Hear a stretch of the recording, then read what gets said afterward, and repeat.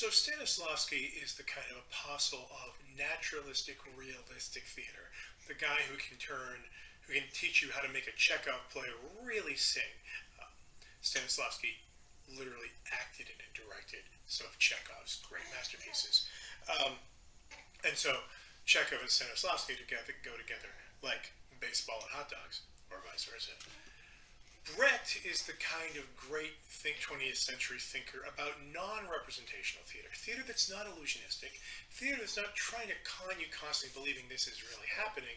Um, what he calls the epic theater, a theater that allows the audience to step back, reflect a little bit, that actually, you know, exposes the device of theater, lets us see theater making, lets us think about it. He's famous for talking about the so-called alienation effect, which is when often we notice the theater going on.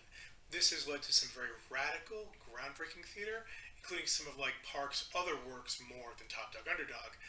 Um, but it's also become at this point very much part of theater practice, or at least off-Broadway theater practice, even Broadway theater practice. Um, it's big hit Broadway musicals use essentially Brechtian techniques now. They're no longer radical.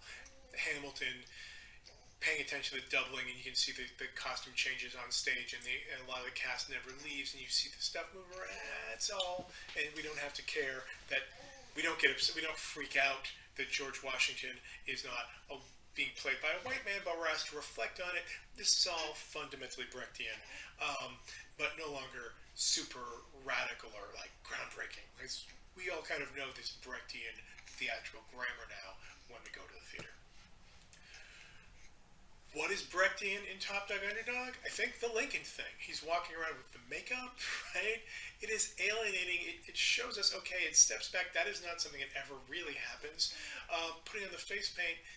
Brecht's famous Stanislavski's famous first example of what to do wrong is actually putting on blackface. Not because he's sensitive to the political and racist undertones of blackface. He's a Russian in the Age of the Czars. He doesn't have the American feel for that kind of for that problematic history. But it's in this fake. It's like using makeup instead of developing a character from the inside. Stop that. Work from the outside in. Work from the inside out. Create. Be Othello. Don't put like stuff on your face. Idiot. Now today we would also want you to put work from in, but not put stuff on your face, no matter how you were trained. For for Brecht, one of the classic models is of kind of East Asian artists like who are face painted, who are kind of noticing themselves doing their stuff. He likes puppeteers. He likes not what he views as the non-representative Eastern Asian theater things. So when Lincoln puts on just a stripe of white face under your cheek, more like war paint than a disguise, this is a kind of Brechtian signaling. So we're asked to step outside, and we're asked to see theater being made.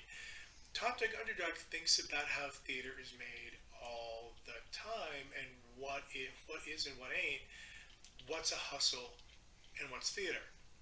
It seems fairly clear. Lincoln's definition, and I think Parks probably is behind this, is like the difference between a theater and a con game is when you go to the theater, you're not being, you know what's happening. You know the person up there, you know these characters are not killing each other. You know they're not really brothers. You're not fooled. You don't walk out and be like, man, how are they going to do the next show? The lead actor's dead. Come on, you know. Where a con game makes you think that you're actually going to win, that it's on the level, that you're actually playing a game of chance when you're really just being taken for a ride. You actually think the other people around you are playing this game too, and sometimes winning, when in fact they're accomplices of the con man part of the team. There's a moment of the Lincoln get-up often leads us to a kind of Brechtian stepping back, which is my quick and dirty version of alienation. You take a step back, you get a little emotional distance. Instead of, Brecht thinks you should step back from theater a little bit and reflect and be like, what's happening here, right? Don't get conned, where earlier forms of theater, including Stanislavski, like you should get in, you should be gripped, you should just be lost in it. It should be like a dreamlike thing that takes you away. Topdog Underdog seems to use both of these kinds of tools at different moments.